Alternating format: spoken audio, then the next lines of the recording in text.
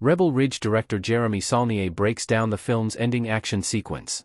Saulnier's latest film after Green Room, 2015, and Hold the Dark, 2018, stars Aaron Pierre as Terry Richmond, an ex-Marine who finds himself facing off against a crew of corrupt, small-town cops while trying to post bail for his cousin. The Rebel Ridge ending sees Terry's confrontation with the cops come to a head in a chaotic shootout, with Pierre's character ultimately saving the life of David Denman's honest officer, Evan Marston, while taking down his corrupt colleagues. In a recent interview with Netflix, Saulnier explains how that ending sequence in Rebel Ridge was pulled off. The director stresses that he wanted all the action to feel grounded and real, and Pierre himself played a large role in this. According to Saulnier, the scene in which Pierre quickly drags Denman to safety behind a cop car was pulled off without any wire assistance. Regarding what he wants audiences to take away from Rebel Ridge, Saulnier remains vague. Check out his comments below. What Rebel Ridge's ending means for the film. How the movie's final moments add nuance. Zane J. as Officer Jessica Sims and Aaron Pierre as Terry in Rebel Ridge. The odds are stacked against Terry throughout most of the film, and this is especially true in the ending when he takes on a station full of police officers.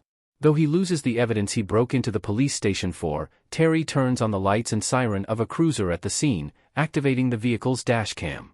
Terry and Marston ultimately make it to the hospital with the footage of Chief Sandy Burns, Don Johnson, corruption seemingly about to make it into the hands of the approaching state police force. Interestingly, though, during that final car chase on the highway, Rebel Ridge opts to make clear that not all the cops in Shelby Springs are corrupt. Officer Sims, Zane J., for example, uses the pit maneuver on Burns' vehicle instead of Terry's, and the other police vehicles escort Pierre's character the rest of the way to the hospital. Adding in these crucial moments helps to complicate the narrative in the film's final moments, speaking to just how complex and layered the issue of police corruption in the real world is. Our take on Rebel Ridge's ending. Why a grounded approach was the right choice. Aaron Pierre as Terry Richmond faces off against Don Johnson as Chief Sandy Byrne in Rebel Ridge. Over-the-top action movies like those in the vein of John Wick can be a lot of fun, but Saulnier's decision to keep the action in his 2024 Netflix film grounded was probably the right choice. Rebel Ridge reviews have generally been glowing from critics, and part of this is due to just how real the film feels.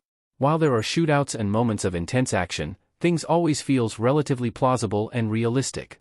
Rebel Ridge's final confrontation speaks to one of Saulnier's major strengths as a filmmaker, which is that he can do a lot with a relatively straightforward setup.